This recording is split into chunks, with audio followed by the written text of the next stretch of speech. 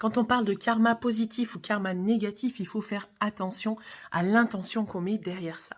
Parce que le karma, évidemment, c'est toujours cette notion de je sème et je récolte ce que j'ai semé.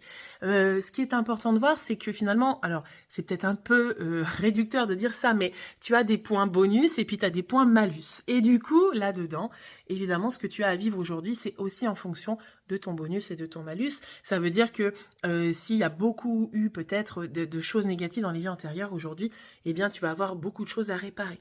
C'est très simpliste, mais disons que c'est un premier point de compréhension.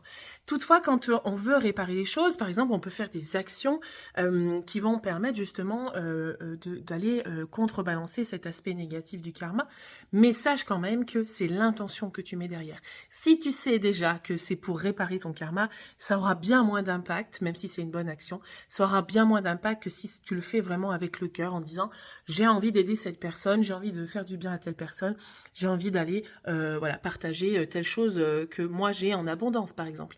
Mais tu vois, c'est vraiment l'intention qui compte derrière et non pas justement le fait de vouloir réparer les choses.